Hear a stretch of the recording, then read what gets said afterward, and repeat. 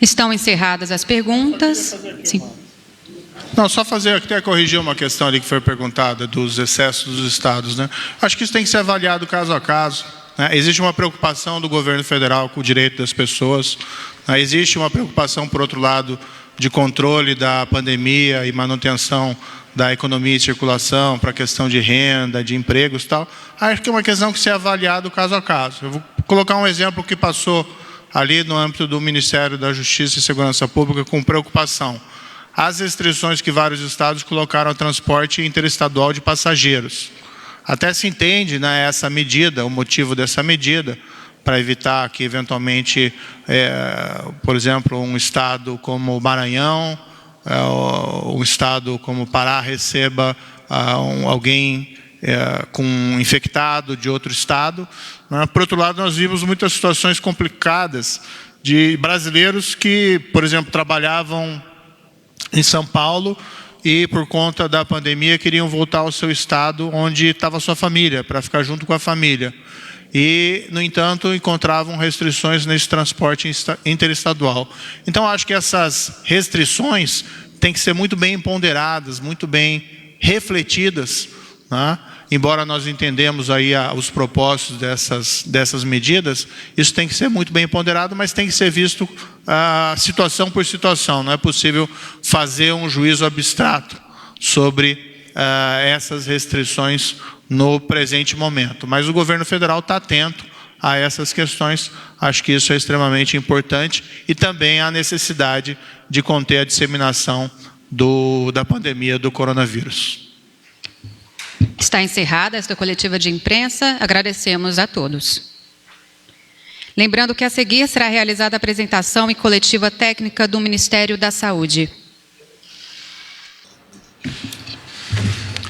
Boa tarde a todos. Obrigado, ministra Damares. Agradeço aí acho que excelente exposição sobre os trabalhos que vêm sendo feitos com as populações indígenas. Essa estratégia em relação à população indígena passa, evidentemente, pelo isolamento das comunidades. Isso foi iniciado desde logo, recomendações normativas, principalmente da FUNAI, para que visitações, a não ser em casos muito excepcionais, e normalmente vinculados à própria cuidado da saúde da população indígena, fossem permitidas, para evitar a disseminação do coronavírus dentro dessas comunidades. Paralelamente, essas ações importantes para dar suporte material, a distribuição aí de mais de 300 mil cestas básicas às comunidades, para que isso evite a necessidade de que o indígena tenha que deixar a sua comunidade. Está tendo essa atenção especial aí com a saúde dos povos indígenas em relação a tanto aspectos relacionados à vacinação como do tratamento daqueles que foram identificados como infectados. Diariamente está sendo atualizado o número de identificados, infectados ou de óbitos. Infelizmente, nós temos 3 óbitos, né, de indígenas até o momento. Um dos casos foi aqui reportado do indígena Yanomami. Todos os 3, cumpre aqui destacar que o contato foi fora, né, das aldeias. Isso é um dado que até ilustra a necessidade da permanência, nesse momento, da população indígena nesses locais. Eu trouxe aqui uns outros dados relacionados também ao Ministério da Justiça e Segurança Pública, não relacionados exatamente à população indígena, que eu queria aqui ter a liberdade de também expor. Por último, só antes de terminar a questão da população indígena, nós sabemos que existe uma série de preocupação que já havia anteriormente com intromissões indevidas nas terras indígenas. Esse é um desafio grande, que não é de agora, da segurança pública, e se estão evitando os esforços possíveis para que essas questões sejam dimensionadas. O presidente da FUNAI está em contato com as forças de segurança locais para estabelecer barreiras sanitárias para determinados aldeamentos. Os próprios indígenas estão tomando providências dessa espécie, ou seja, existe uma série de ações que estão sendo tomadas. A Polícia Federal não deixou de fazer operações para coibir garimpo ilegal, exploração ilegal, permanência ilegal nas terras indígenas. Foi inaugurado ainda esse ano uma base de observação na terra Yanomami, lá em Roraima. Há uma previsão de reforço desses trabalhos. Isso tem sido contado com o apoio principalmente das Forças Armadas. Ou seja, mas são problemas complexos que têm que ser enfrentados e só conseguem ser resolvidos no tempo. Não é nada que possa ser solucionado com uma ação mágica. Mas o governo federal está atento à necessidade da proteção da população indígena. Sobre as ações do Ministério da Justiça e Segurança Pública, eu só queria fazer referência aqui a dois aspectos que me parecem importantes. Eu já estive aqui anteriormente e tive a oportunidade de relatar diversas ações tomadas.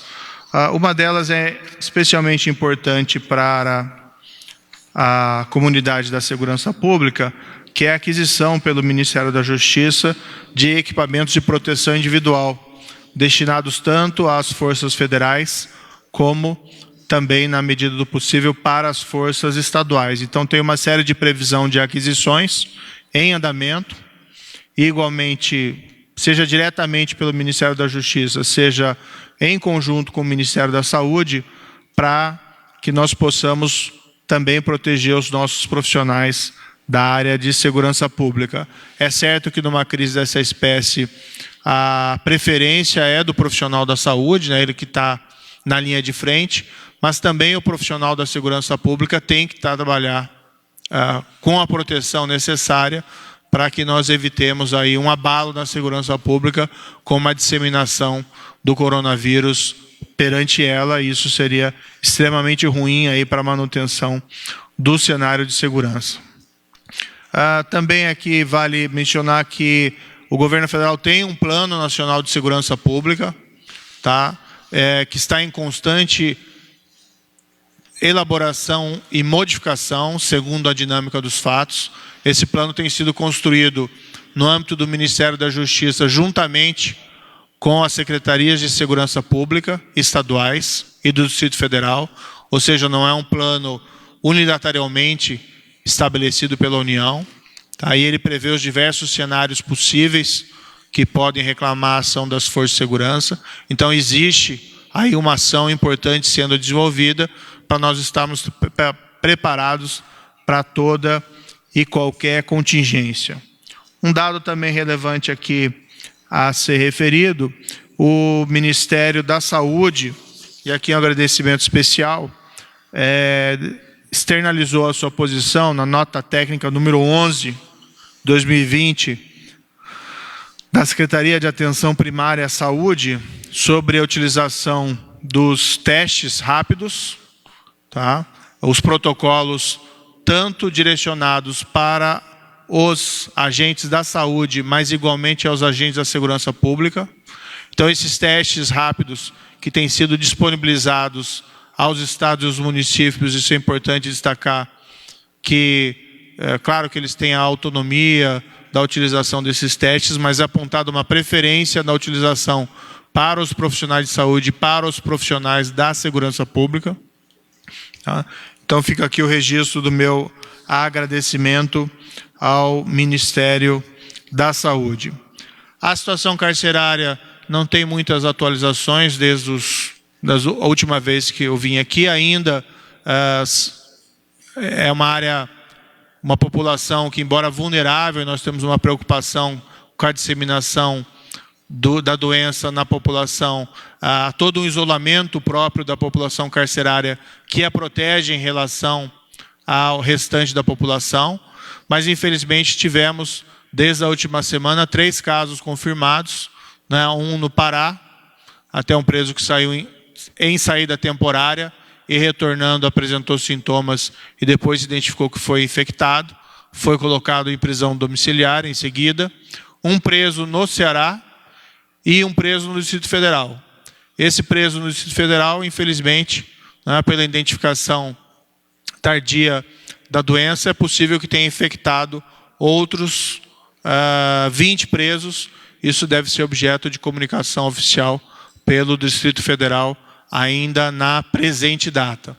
É claro que essa situação é pior do que a situação anterior, onde nós não tínhamos registro de nenhum infectado, mas a situação se encontra ainda absolutamente sob controle, né, tomando os cuidados necessários para que, se forem identificados presos com sintomas ou positivados à infecção, que eles sejam devidamente isolados. Uma última referência aqui, acho relevante destacar, a Polícia Rodoviária Federal tem acompanhado, realizado uma série de escoltas desses insumos e desses equipamentos médicos, mas, além disso, tem feito um acompanhamento, né, de toda a situação, de todo o cenário, especialmente nas rodovias federais brasileiras. Tem havido alguns problemas pontuais em alguns estados com restrições de transporte interestadual, mas não é algo totalmente disseminado. E o dado positivo, né, embora nós tenhamos aqui uma crise, uma epidemia que nos gera angústias a todos, mas um dado positivo, que pelo menos um efeito colateral que é positivo, que é uma queda, né, em decorrência também da diminuição do transporte rodoviário, dos acidentes e dos óbitos no âmbito das rodovias federais. Né? Acidentes, por exemplo, caíram 28% em comparação de 11 de março a 12 de abril. Acidentes graves, menos 23%, menos 30% de pessoas feridas e menos 7% dos óbitos. Isso também tem um efeito salutar, no sentido de diminuir a pressão do atendimento médico, inclusive em UTIs, dessas pessoas que sofrem, infelizmente, esses acidentes.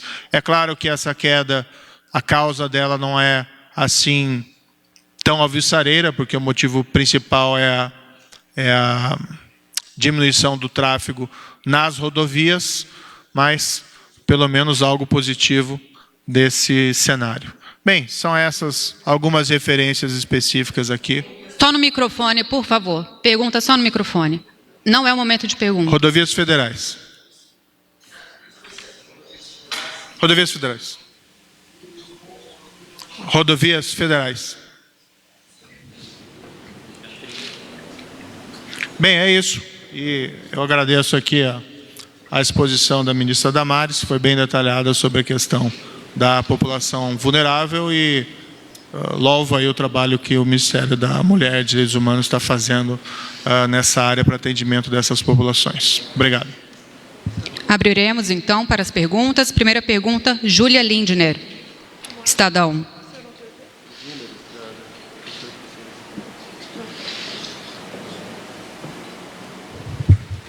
Boa tarde, ministros. Minha pergunta é para o ministro Sérgio Moro. Ontem o ministro Mandetta falou que os meses mais duros, né, dessa crise devem ocorrer em maio e junho. Eu queria saber se o ministério já prevê ações considerando esse cenário de prolongamento da crise, inclusive podendo se estender para julho. E também queria saber o que o senhor acha da atuação dos estados e do que ontem o AGU falou na possibilidade até de entrar com medidas judiciais contra os estados, se o senhor acha que há abusos na atuação dos estados no combate ao novo coronavírus. Obrigada.